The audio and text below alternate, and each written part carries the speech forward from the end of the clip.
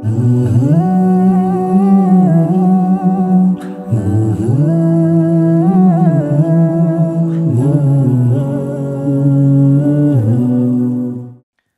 الله الرحمن الرحيم الحمد لله رب العالمين والصلاة والسلام على رسول الله كبران أفريكا تي في تكتاتيوچاچن وبالفو ከልጆች ጋር በነበረኝ ፕሮግራም الأربعين نوويان አጠናቀን አሁን ደግሞ በሌላ ኪታብ ፊቅህ ጣሃራን ሰላትን ጾምን ዘካን ልጆች በቀላሉ ሊጋባቸው በሚችል መንገድ ተግባራዊነት ጋርም አብረን ያዝነው مختصر الصغير ወይም ደግሞ مختصر اللطيف የሚባል ኪታብ ነው ያን ኪታብ ከተለያዩ የኪታብ መደብሮች በመግዛት ልጆቻችሁ እንዲከታተሉ እንድታረጉ በአክብሮት ጠይቃችኋለሁ ኢንሻአላህ ይህ ኪታብ የተዘጋጀው ልጆች በሻፊዒ መዝሐብ አብዛኛው ጊዜ አንድ ሀገር ላይ ፊቅህ ለመማር ሁሉም ሀገር አንድ አራት መዝሐብ ታዋቂዎች አሉ የአቡ ሐኒፋ መዝሐብ የኢማሙ ማሊክ መዝሐብ የኢማሙ ሻፊዒ መዝሐብ የኢማሙ አህመድ መዝሐብ በመጀመሪያ ደረጃ ልጆች ቀለል እንዲላችሁ ምንድነው መዝሐብ ማለት ሌላ አዲስ ዲን ወይም አራት አይነት ዲን አለ ማለት አይደለም መዝሐብ ማለት ነብዩ ሰለላሁ ዐለይሂ ወሰለም ነገሮችን ጠቅለል አድርገው ነው እንጂ ተናገሩት በአራት ይከፈላል በአምስት ይከፈላል ይሄ ግዴታ ነው ይሄ ሱና ነው ይሄ ይጠላል ይሄ حرام ነው እያሉ ሁሉንም ነገር በዛ መንገድ አላብራሩት ያብራሩት እንዴት ነው ነገሮችን ጥቅል አድርገው ያዛሉ ነብዩ ሰለላሁ ዐለይሂ ወሰለም ከዛ ዑለሞች የነብዩን ሰለላሁ ዐለይሂ ወሰለም ሐዲስን ሁሉንም በአንድ ጉዳይ ይሰበስቡና እዚህ ጋር ነብዩ ሰለላሁ ዐለይሂ ወሰለም እንዲያዘዋል ግን ይሄ ተዛዛቸው ግዴታ ስሩት ማለታቸው ነው ወይስ ደግሞ ብትሰሩት ይወደዳል ማለታቸው ነው ብለው ሁለት አይነት አቋም ያስተናግዳሉ ማለት ነው አንዳንዱ ዑለሞች አይ ይሄን ነገር ስሩ ሲሉት ነብዩ ሰለላሁ ዐለይሂ ወሰለም ግዴታ ነው ማለታቸው ነው ሲሉ ሌሎቹ ደግሞ አይ ቃሉን ስናዩ ይሄን ነገር ስሩት ሲሉ ነብዩ ይወደዳል ማለታቸው ነው ይላሉ የዛኔ ስንት መዝሐብ ሆነ በዚህ ርዕስ ላይ ሁለት ሆነ አንዱ ምን የሚል ሌላኛው ግዴታ ነው የሚል ወይ ደግሞ የሆነ ነገር ነብዩ ሰለላሁ ዐለይሂ ወሰለም ይከለክላሉ ሲከለክሉ ነብዩ ሰለላሁ ዐለይሂ ወሰለም አንዳንዱ ይሄ ክልከላቸው ነብዩ حرام ነው ማለታቸው ነው ብትሰሩት ትቀጣላችሁ ይያሉት ነው ሲሉ ሌሎቹ ደግሞ አይ ይሄ ማለታቸው ነብዩ ሰለላሁ ዐለይሂ ወሰለም ባትሰሩት ይሻላል ማለታቸው ነው ይላሉ ይጠላል ነው እንጂ حرام ነው ከሰራችሁ ትቀጣላችሁ ይያሉ አይደለም ይላሉ አሁን በዚህ ጉዳይ ላይ ስንት ሆኑ ማለት ነው ከነገራ ሁለት ሆኑ ማለት ነው ግልጽ አይደለም እንደ ምሳሌ ለምሳሌ ልግለጽላችሁ ነብዩ ሰለላሁ ዐለይሂ ወሰለም لا يبولن احدكم في الماء الدائم الذي لا يجري ከናንተ ማከለ አንድ ሰው እንደ ኩሬ ይሄ አንድ ቦታ ላይ አቁሮ የሚይዙሃል አይደለ እሱ ላይ ሂዶ እንዳትሸኑ ሲሉ ነብዩ ሰለላሁ ዐለይሂ ወሰለም ውሃውን ምን ይለዋል ነው ይበክለዋል ምናምን ነው ስለዚህ ይሄን አይተው አንዳንዱ ለሞች እንዳትሸኑ ብለዋል እንዳትሸኑ ማለት እዚህ ጋር حرام ነው ይያሉ ነው ሲሉ አይ ነብዩ ሰለላሁ ዐለይሂ ወሰለም እንዳትሸኑ ሲሉ እዚህ ጋር ይፈልጉት ይጠላል ባትሸኑ የመልካም ሰው የጥሩ ሰው ባህሪ አይደለም እንደዚህ አይነት ውሃ ላይ ሂዶ መሽናት ማለታቸው እንጂ ከሸናችሁ ትቀጣላችሁ ማለታቸው አይደለም አሉ አሁን እዚህ ጋር ስንት ሆኑ ማለት ነው በዚህ ሐዲስ ጉዳይ ላይ አመለካከታቸውና አረዳዳቸው ሁለት ሆነ حرام እና ይጠላል ግልጽ አይደለም ስለዚህ መዝሐብ ሲባል የነብዩን ሰለላሁ ዐለይሂ ወሰለም ሐዲስ ያዩና ከሌሎች ነገር ጋር ያቀናጁና ምን ይላሉ ይሄ حرام ነው ያኛው ደግሞ አይጠላል ይሄኛው ግዴታ ነው ሲል ይሄኛው ደግሞ ምን ይላል ግዴታ ነው ሲል ይሄኛው ይወደዳል ይላል ግልጽ አይደለም አይ ግዴታም አይደለም ይወደዳልም አይደለም ይፈቀዳል ማለት ነው የሚል ደግሞ ሶስተኛ ሊመጣ ይችላል ግልጽ ነው ስንት ሆነ አሁን ደግሞ ሶስት ሆነ በእንደዚህ አይነት መንገድ ስንት ሆነ አራት መዝሐቦች በጣም ዓለም ላይ ታወቁ እንጂ አራት ብቻ አልነበሩም ግን ብዙ አረዳዳቸው በጣም ብዙ ተማሪዎችን ያፈሩትና ከትውልድ ሲሻገር የነበሩት ስንት ዑለሞች ሆኑ አራት አንደኛው ኢማም አቡ ሐኒፋ ሁለተኛው ኢማሙ ማሊክ ሶስተኛው ኢማሙ ሻፊዒ አራተኛው ኢማም አህመድ ቢን ሐንበል አገራችን ላይ ሲዋረድ እስልምና ከገባበት ጊዜ ጀምሮ በጣም ብዙዎቹ ሲቀሩት የነበሩት በማን አረዳድ መንገድ ነበረ አንደኛው በኢማም አቡ ሐኒፋ መንገድ ነው አገራችን ላይ አሁንም ድረስ ሌላው ደግሞ በኢማሙ ሻፊዒ አረዳድ ነው ማለት ነው ለምሳሌ ወደ ሳዑዲ ደግሞ ሲኬድ በኢማሙ አህመድ አረዳድ ነው ቁርአንና ሐዲሱን ብዙ ጊዜ ተማሪዎችን የሚያስተምሩት ከዛም ደግሞ ለምሳሌ እንደነ ሱዳን የመሳሰሉት ደግሞ በኢማሙ ማሊክ መዝሐብ ልጆችን ወይም ደግሞ ሰዎችን በአጠቃላይ በዛ መንገድ ያስተምራሉ ሁሉም ግን ከቁርአንና ሐዲስ የወጣ ሳይሆን አረዳዳቸው ሁሉንም አረዳዳቸውን የቀዱት ከየት ነው ማለት ነው አራቱም ከቁርአን እና ከሐዲስ ነው ማለት ነው ግልጽ ነው ግልጽ አይደለም ስለዚህ እኛ ሀገር በአብዛኛው የሚቀራው አንዱ የኢማሙ ሻፊዒ እንደመሆኑ የኢማሙ ሻፊዒን እንማራለን መዝሐብ ሙኽተሰር አስሰጊር የሚባለውን ኪታብ ማለት ነው ግልጽ ነው አራቱም ደግሞ በ300 ዓመተ ሂጅራ ውስጥ ያሉ ቀደምቶች የሚባሉ እንደመሆናቸው ብዙዎቹ ይሄንን ዓለም አቀፍ የሆነ ከድሮም ጀምሮ ቅቡልነት ያገኘ ነው በአራቱ መዝሐብ መንገድ መማማር ነገር ግን አራቱም መዝሐብ ሲያስረዱ የነሱ የተረዱትን ሲያስተምሩ ምን ይያሉ ነው ያስተማሩት እኛ ለንሳሳት የኛ አረዳድ ትክክል ላይሆን ይችላል የኛ አረዳድ ትክክል ካልሆነ የኛን ንግግር ሳይሆን መቀበል ያለባችሁ ከቁርአንና ከሐዲስ ጋር የሚስማማውን ነው ብለው አራቱም አስተምረዋል ስለዚህ እንደው አሁን እዚህ ላይ ስንቀራ ከኢማሙ ሻፊዒ አረዳድ የኢማም አቡ ሐኒፋ አረዳድ ከቁርአንና ከሐዲስ ጋር የገጠመ ነው የሚል አይነት አብዛኛው ዑለሞች ከሄዱበት ያንን አስተምራችኋለሁ ማለት ነው እንጂ በኢማሙ ሻፊዒ መዝሐብ ላይ ብቻ ተገድበን ምን አንልም አንኳስም ማለት ነው ግልጽ ነው አላህም እሳቸው ኢማሙ ሻፊዒ ይሄን አልፈለጉትም እናንተ እንድትከተሉ የምፈልገው ቁርአንና ሐዲስን ነው ብለዋልና ማለት ነው እሳቸውም ይሄን ሁሉ ያግራሩት የጻፉት መጽሐፍቶች ለምን ብለው ነው ሰዎች በቀላሉ ቁርአንና ሐዲስን ምን እንዲሉ እንዲረዱ ነው እንጂ በእሳቸው አመለካከት ላይ ሰዎች እንዲጓዙ አይደለም ግልጽ አይደለም አሁን ወደ ኪታቡ እንጀምራለን ኪታቡን ሁሌ ስንጀምር ከናንተ መካከል አንዱ ያነብልኛል ማለት ነው ስለዚህ ከሱ እንጀምራለን በቀኝ በኩል ማለት ነው ስምህን አስተዋውቅ መጀመር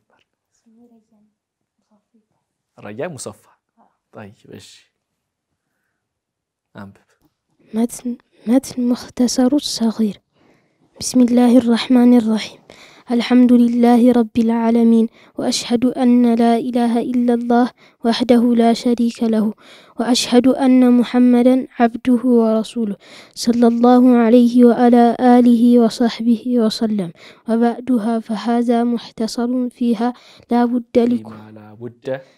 فيما لا بد لكل مسلم من معرفته أو معرفة مثله من فروض الطهارة والصلاة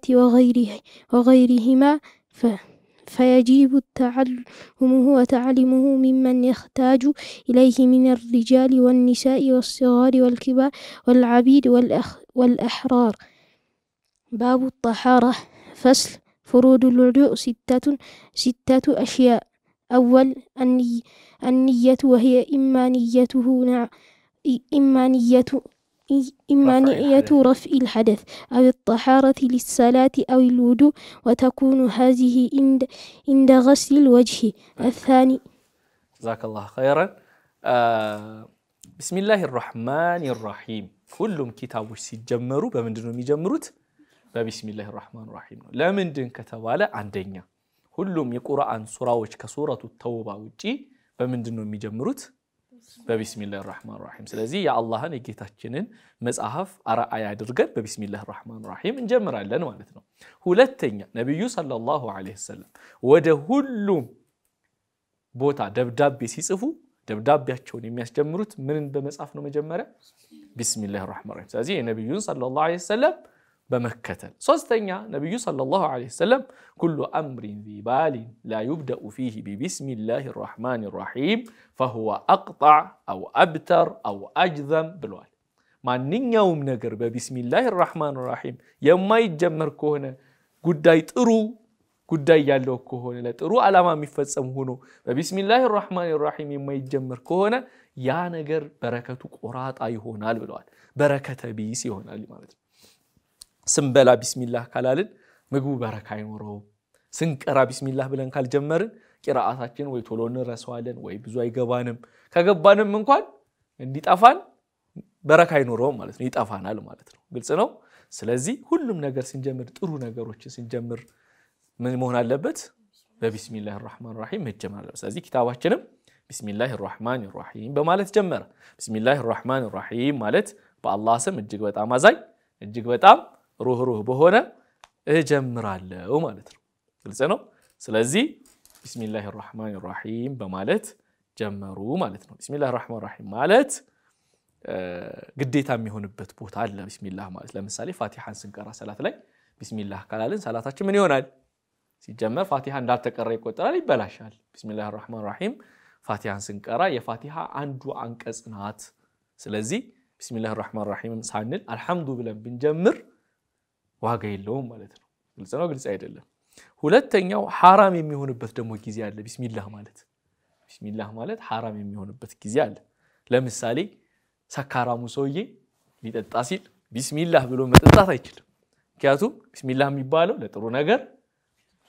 ወይም ደግሞ አስፈላጊ ለሆነ ነገር ነው አስፈላጊ ላልሆነና በአላህ ዘንድ የተጠላ ከሆነ ምን አይባልም ቢስሚላህ ተብሎ አይጀመርም وكذلك ሊያማ ሲል ቢስሚላህና እንትና ግን በጣም ብታይ ምን እንዳረገ ታውቃላችሁ ይያለ ቢያማ አንድ ሰው ይሄም አይፈቀድም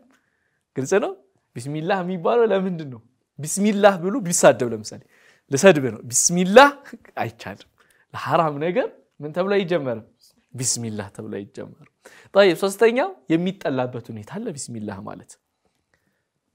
ለምሳሌ በሸሪዓ የሚጠሉ ተግባራቶች አሉ አይደለ የሚጠሉ ተግባራቶችን حرام ሳይሆን የሚጠሉ ተግባራቶችን ለመፈጸም ቢስሚላህ ማለት አይፈቀድም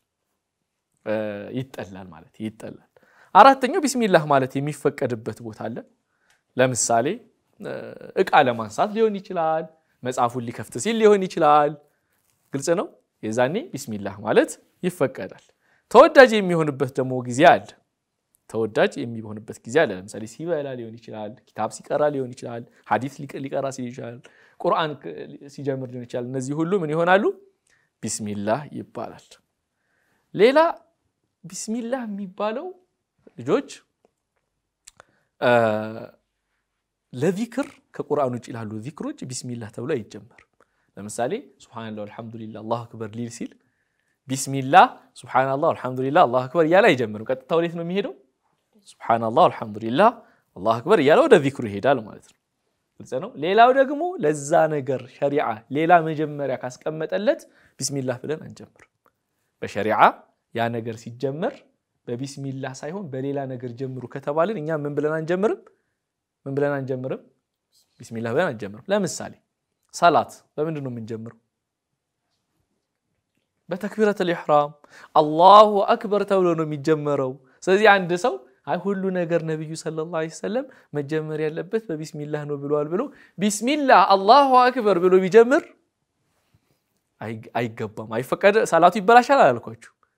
ቢስሚላሁ ግን ምን አይልም ውድቅ ነው አይቆጠርም ግልጽ ነው ስለዚህ ቢስሚላህ አላሁ አክበር ተብሎ ነው የሚጀመረው ማለት ነው ግልጽ ነው ግልጽ አይደለም ገብታችኋል ስለዚህ አላሁ አክበር ብሎ ነው እንጂ ለምሳሌ ሸሪዓ ምን አስቀመጠለት መጀመሪያ ማለት ነው ለሰላት ሌላ ነገር ከቢስሚላህ ውጪ ምንድነው እሱ ተክቢረቱል ኢህራም ማለት ነው ግልጽ ነው ግልጽ አይደለም طيب ይሄን ካልን ሁለተኛው መግቢያ አልহামዱሊላሂ ረቢል ዓለሚን ለአላህ ምስጋና ይገባው የዓለማት ጌታ ለሆነው አሉ የዓለማት ሲባል ማንኛውም ከአላህ ውጪ ያለ ፍጡራን በአጠቃላይ ከአላህ ውጪ ያለ ነገር ሁሉ ምን ይባላል ዓለሚን ስለዚህ የፍጡራን ሁሉ የፍጥረት ዓለሙ ሁሉ ጌታ የሆነው አላህ ምስጋና ይገባው واشهد ان لا اله الا الله وحده لا شريك له واشهد مسكرالو ان لا اله الا الله كالله بقر بእውነት የሚመለክ አምላክ የለም ብዬ وحده ብቸኛ ነው لا شريك له ለሱ ምን የለው አጋር የለውም ብዬ መሰክራለሁ واشهد ان محمدا عبده ورسوله محمدም የአላህ ባሪያውና መልእክተኛው ናቸው ብዬ መሰክራለሁ ስለዚህ የነብዩ ሰለላሁ ዐለይሂ ወሰለም ትልቁ ደረጃቸው عبده ورسوله ነው عبده ስንል ባሪያው ናቸው የአላህ ስንል ዝቅ ያረግናቸው ነው ከፍ ያረግናቸው ከፍ ያረግ ለአላህ ባሪያ መሆን ከፍታ ነው እሺ ለሰው ሲሆን ነው ዝቅ ማለት ለአላህ ግን ባሪያ መሆን ትክክለኛ ባሪያ መሆን ምንድነው ከፍታ ነው ደረጃ ነው ግልጽ ነው ስለዚህ ነብዩ ባሪያ ስለሆኑ ምን አንላቸው ማለት ነው እርዱን እባኮትን እንዲያርጉልኝ አንላቸው ምክንያቱም እሳቸው ፈጣሪ ሳይሆኑ ምንድናቸው ባሪያ ናቸው እሳቸው ራሳቸው ወራሱሉሁ ምንድናቸው ሌላ መልእክተኛ ናቸው ታዲያ ባሪያ ናቸው ብለን እሳቸውን ደግሞ የማይሆን ነገር አንናገራቸው ዝም ብለን ሙሐመድ ብለን የሆነን ሰውዬ እንደምንጠራ አንጠራቸውም ሙሐመዱን ሰለላሁ ዐለይሂ ወሰለም ሙሐመዱን ነብዩላህ ግልጽ ነው ነብዩ ሙሐመድ ረሱሉና ሙሐመድ እንላለን ገብታችኋል አይደለ ስለዚህ እናከብራቸዋለን እንከተላቸዋለን እናልቃቸዋለን ሰለላሁ ዐለይሂ የአላህ ሰላት በሳቸው ላይ ይስፈን وعلى آله በሳቸው ቤተሰቦች ወይም ተከታዮች ላይም የአላህ ሰላት ይስፈን وصحبه በባልደረቦቻቸውም ላይ ይስፈን የነብዩ ሰሃቦች ማለት ነው ነብዩ ሰሃቦች ማለት ነብዩ ሰለላሁ ዐለይሂ ወሰለም ጋር የተገናኙ በእስልምና አምነው ከነብዩ ጋር የተገናኙ በዛውም ላይ የሞቱ ማለት ነው አምነው ከነብዩ ጋር የተገናኙና ከዛ ካፊሩ ነው ቢሞቱ ሰሃባ ይባላሉ አይባሉ በዛው እስልምና ላይ ምን ማለት አለባቸው መጽናት አለባቸው እና መሞት አለባቸው እስልምና ላይ ሁለተኛ ነብዩን ሰለላሁ ዐለይሂ ወሰለም ካፊሩን የተገናኙ ሰሃባ ይባላሉ አይባሉ ከነብዩ ጋር ያልተገናኙ ያልተያዩ ከነጭራሹ ሰሃባ ይባላሉ ከነብዩ ጋር ሳይገናኙ በነብዩ ዘመን የነበረ አንድ ሰው እስኪ ተቀሱልኝ ይሄን አስቡበት ከረፍት በኋላ ስንመለስ ተመልሱልኝ ያላችሁ ክብራን አፍሪካ ቲቪ ተመልካቾቻችን እየቀራን ያለ ነው ሙኽተሰር الصغير በሻፊዒ መዝሐብ መሰረት የተለያዩ ስለ ጧሃራ ስለ ሰላት ስለ ጾም ስለ ዘካ የምናይበት ኪታብ ነው ሳትርቁ ጠብቁን ከረፍት በኋላ ተመልሰን እንገናኛለን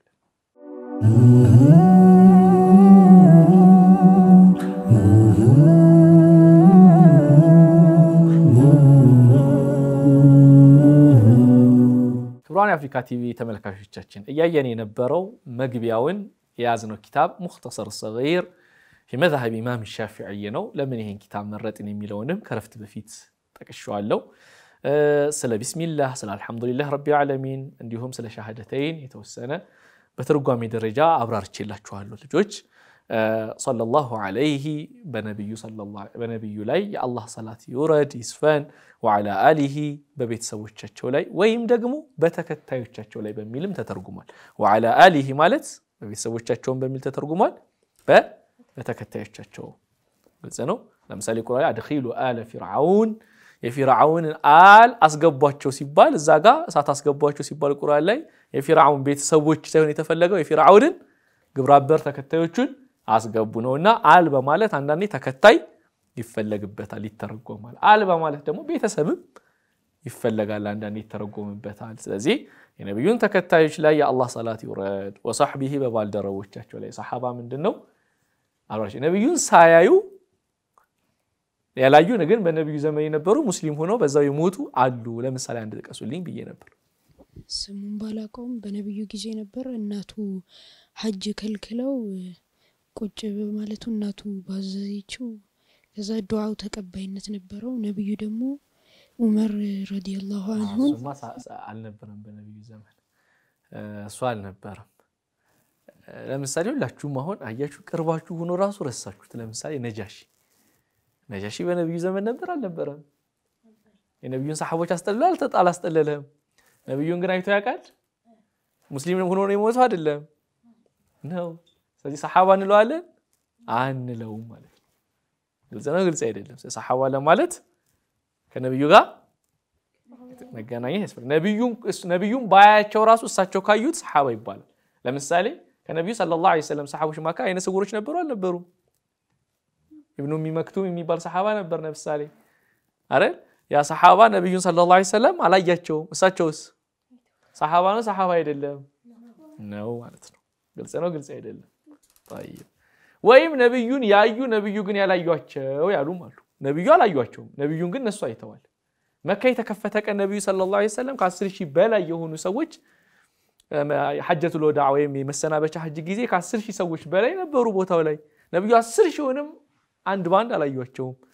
እነሱ ነብዩን አይተዋል አላዩም አይተዋል እነሱ ምን ይባላሉ አሉ ሰሃባ ይባላል አሉ አይ እነሱ አይባሉም ያሉም አሉ على كل حال وسلم يا الله سلام بنبي لا من يبل يسفن وصلوا عليه وسلم منه ان الله وملائكته يصلون على النبي يا ايها الذين امنوا صلوا عليه صلوات موردوا سلامتم وسلموا تسليمات ስለዚህ ሙስሊም የሆነ ሰው ነብዩ ላይ ምንድነው የሚያደርገው اللهم صل وسلم على محمد ሁለቱንም አንድ ላይ ማድረጉ ነው አግባቡ ማለት ነው اللهم صل على محمد ብቻ ሳይሆን اللهم صل وسلم على اللهم صل على محمد ምትሉም ችግር የለው اللهم صل وسلم على محمد ሲሆን ግን ሙሉ ይሆናል ማለት ነው ግልጽ ነው طيب وبعد ከዚህ በመቀጠል فهذا ይህ ኪታብ مختصر አጠር ተደርጎ የተዘጋጀ ነው ቀለል እንዲላችሁ እንድትሐፍዙት فيما لا بد لكل مسلم ለሁሉ ሙስሊም የግድ ማይቀር የሆነን من معرفته ማወቁ የግድ የሆነን ሁሉ ሙስሊም ሊያውቀው የሚገባን የያዘ ኪታብ ነው አው معرفتي مثلي ወይን ኪታብ እንኳን ባታቁ ወይም معرفتي ማወቅ ግዴታ ነው ሁሉ ሙስሊም مثلي የዚህ ኪታብ አምሳያ ሌላ ካለ የጻፈውን ማወቅ ግዴታ ነው ምን ይዟል ውስጡ من فروض الطهارة የطهارة ግዴታዎች والصلاة ስለ ሶላት ግዴታዎች وغيرهما ከዛ ውጪም ይዟል ስለዚህ طهارة ግዴታ ነው ግዴታ አይደለም ግዴታ ነው ስለዚህ ይሄን ኪታብ طهارة ማያቅሰው መማር ምን አለበት ወይ ይሄን ኪታብ ወይም ይሄን ኪታብ የመሰለ መማር አለበት እሺ وغيرهما እንደ ዘካ እንደ ጾም እነዚህ ሁሉ ግዴታ ናቸው ስለዚህ እነዚህን ደግሞ ህግጋቶቹን ግዴታዎቹን መማረግ አለበት አሉ ማወቅ አለበት فيجب تعلمه ስለዚህ መማሩ ግዴታ ነው وتعليمه ማስተማሩ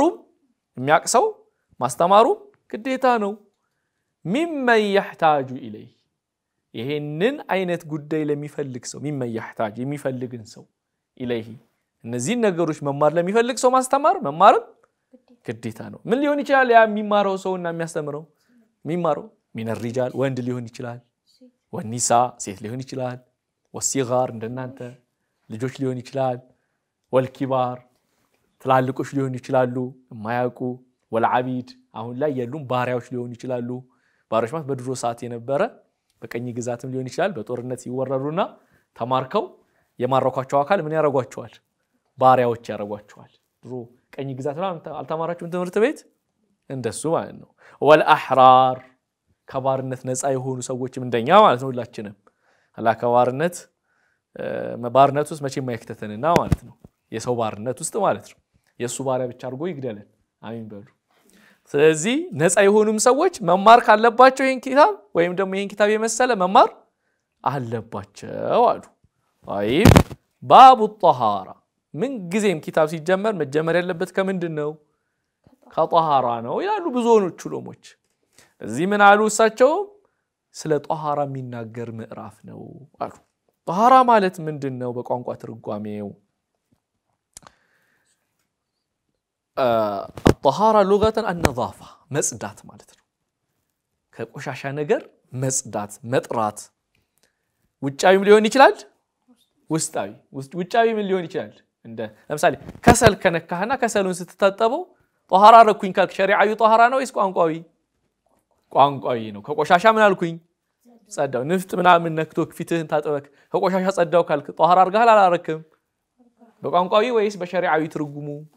በቋንቋዊ ውስጥ ምቀኝነት አለ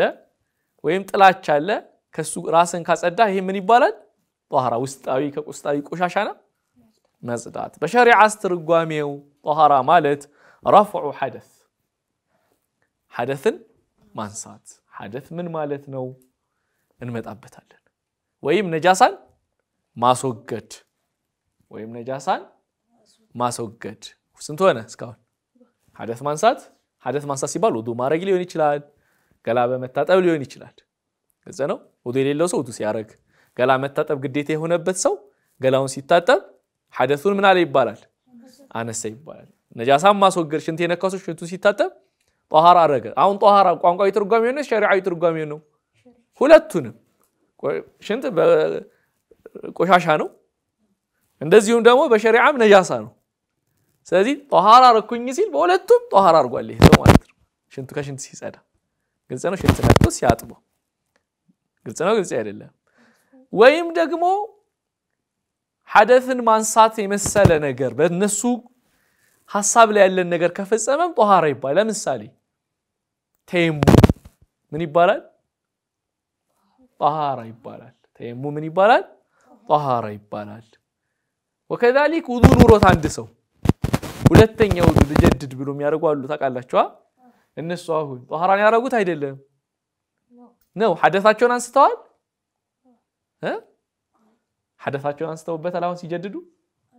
አላነሱበት ምክንያቱም ምን አላችሁ አሁን ውዱ እኮ አላችሁ አይደል እንዴ አሁን የሚያደርጉት ውዱ ምን ለማድረግ ነው ሁለተኛ ላርግ እንደው የውዱን አጅር ላግኝ ብለው ለማደስ ብለው ነው አይደል ስለዚህ ይሄም ራሱ ግን ምን ይባላል በሸሪዓ ጧሃራ ይባላል ግልጽ ነው ከፍታችኋል طيب ይሄን ያክል ከያዛችሁ ፈስሉን አለ ምን ጊዜም ፈስሉን ሲባል የሚፈለግበት ምንድነው ልጆች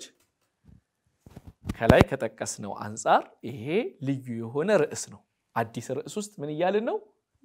እየገባን ነው ይያሉ ነው ፍሩዱል ውዱኢ የውዱ ግዴታዎች ሲተቱ ስንት ናቸው 6 ከዛ በፊት ስለ ጧሃራ ስናይ ጧሃራ የሚገኘው በምንድነው አንደኛ ውዱ ሁለተኛ ገላ ትጥበት ሶስተኛ ተየሙም አራተኛ ነጃሳን ማስወገድ አራቱ ናቸው ጧሃራ የሚባለው በሸሪዓ ለዚህ የሚጠቅሙን ግብአቶች ምን ናቸው ውሃ አፈር ለተየሙም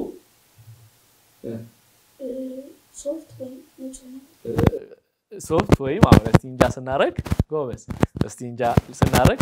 ስትመልሱ ይሄንን ተጠቀሙ እሺ መጀመሪያ አንሱት ከዛ በኋላ በዚህ በተካካቾቻችንን መልሳችሁን እንዲሰሙ በሱ ተጠቀሙ ሌላው ደግሞ እንመጣበታለን በኋላ ቆዳ ሳይታረድ የሞተ ነገር እንስሳ ቆዳውን ከገፈፉት በኋላ የትርፉን ስጋ ሲሉት በቢላ ሲያነሱት እሱ ራሱ ምን ይባላል ጧሃራ ይባላል ስለዚህ በእነዚህ ነገሮች ግብአቶቻችን ናቸው ለዚህ ነገር ለውሃውም ይሁን ለአፈሩም ደግሞ የሚጠቅሙን ደግሞ የዚህ ደግሞ ምን ተጠቀምባቸው ምን ይዝባቸው ነገሮች ምንድን ናቸው አንደኛው እቃ ነው ማለት ነው አልአዋኒ እቃ ለዚህ ነገር እንጠቀምበታለን ማለት ነው طيب ይሄን ካየን ፍሩዱል ውዱ የውዱ ግዴታዎች ምንድን ናቸው አንድ ሰው ከነዚህ 6 ነገሮች አንዱ ከጎደለ ውዱኡ ምን አይደለም ተቀባይነት የለውም ስለዚህ የውዱ ግዴታዎች አሉ ስንት ናቸው ሲተቱ አሽያ 6 ነገሮች ናቸው ውዱ ማለት ምን ማለት ነው ውዱ ማለት በቋንቋ ትርጓሜው ብርሃን ማንጸባረቅ ማብራት ማለት ነው ግልጽ ነው ማብራት ሰው የውዱ ሲያረግ በዱንያም በአኺራም አላህ ብርሃኑን ጨምረለት ነብዩ ሰለላሁ ዐለይሂ ወሰለም ይሄ ኡመት የውመል ቂያማ ምን ሆኖ ይመጣል አሉ ያበራ እግሩ ያበራ ይመጣል ውዱ በማረጉ ምልክቱ ፊቱ በውዱ ምክንያት ማለት ነው ያበራ ይመጣል ስለዚህ ውዱ ማብራት ነው በቋንቋ ትርጓሜው ማለት ነው በሸሪዓ ትርጓሜስ የተለዩ በሸሪዓ የተገደቡ የሆኑ አካላቶችን በንያ መታጠብ ምን ይባላል ውዱ ይባላል በቀደም ተከተልና በንያ በሸሪዓ የተጠቀሱትን አካላቶች መታጠብ ምን ይባላል ውዱ ይባላል ያለ ንያ ከታጠበው ምን አይባልም ውዱ አይባልም ያለ ንያ ከታጠበው እዛው ግልጽ አይደለም ቀደም ተከተሉን ካዛነፈው ምን አይባልም ውዱ አይባልም ከአራቱ መካከል ከሚታጠባቸው አንዱን ከጓደለ ምን አይባልም ውዱ አይባልም ለምሳሌ እኔ ፊቴን ከምታጠብ ለምን ሆዴን አልታጠብም ካለ ምን አይባልለትም ውዱ ብሎ ቢነይት ራሱ ውዱ አይባልለትም ለሱ ማለት ነው ግልጽ ነው ስንት ናቸው 6 ናቸው ግዴታዎቹ ማለት ነው መቼ ነው ውዱ ግዴታ የሆነው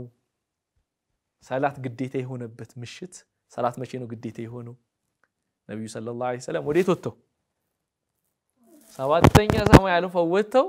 50 ሰላት ነበር ከዛ ሙሳ ጋር እየመጡ ሲቀነስላቸው 40 30 20 ሆኖ